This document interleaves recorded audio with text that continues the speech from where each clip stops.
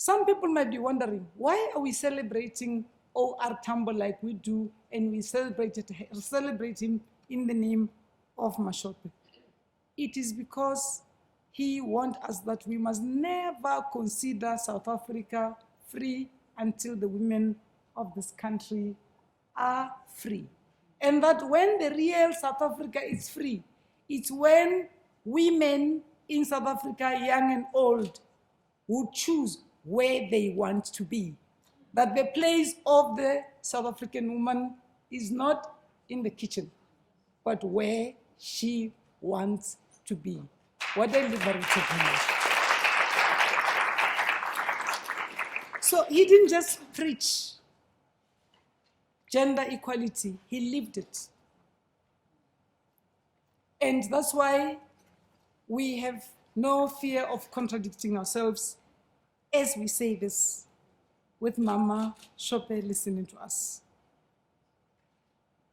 As you rightfully said, Mama, that OR, and I quote you, he said we must stop talking about theories and start revolutionary practice. If you say you are gender sensitive, practice it.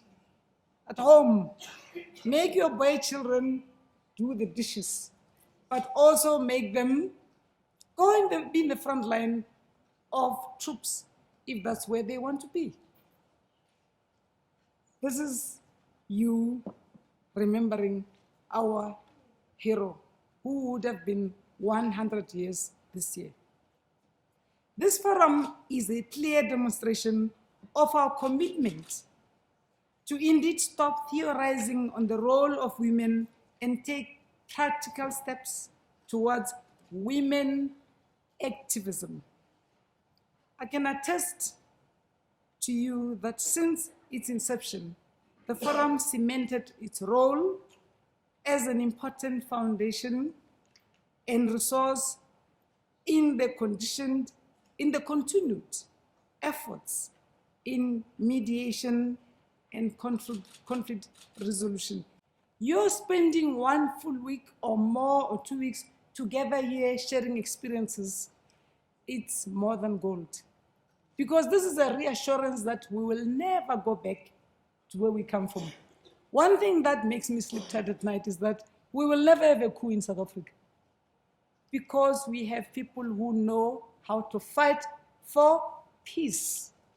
We will not have it in our neighborhood because we will not tolerate it. Even in those countries that believe in it, we will not allow it.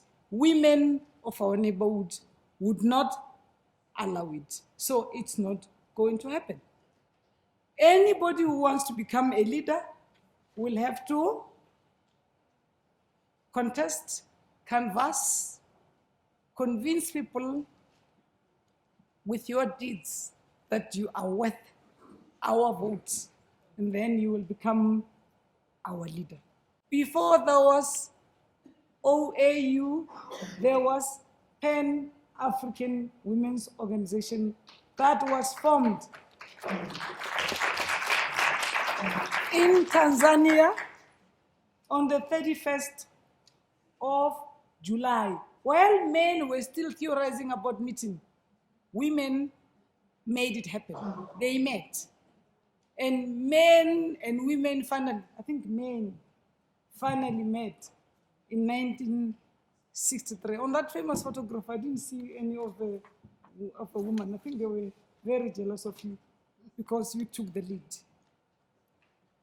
We continue sharing our experiences everywhere we go, but we don't impose ourselves on our people. We get invited to Burundi. We get invited to Lesotho, where our deputy president is currently our President Zuma's special envoy on Lesotho's, them trying to do certain things post-elections in their country to keep peace, security, and development in that country. Same goes to South Sudan.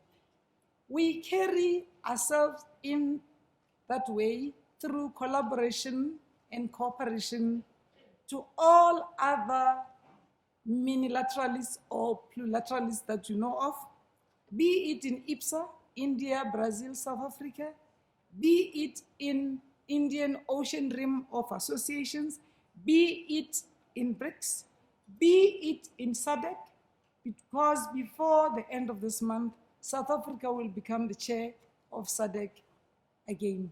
Not for any other reason, but just to make sure that we continue sharing and telling the true story, the real story, her story of South Africa and of our neighborhood.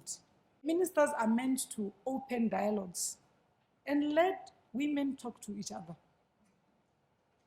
Let women share experiences themselves because you know better. Luckily, you have progressive men amongst us. So when they leave, they are going to spread this message and make sure that we raise grandchildren in a very, very peaceful world.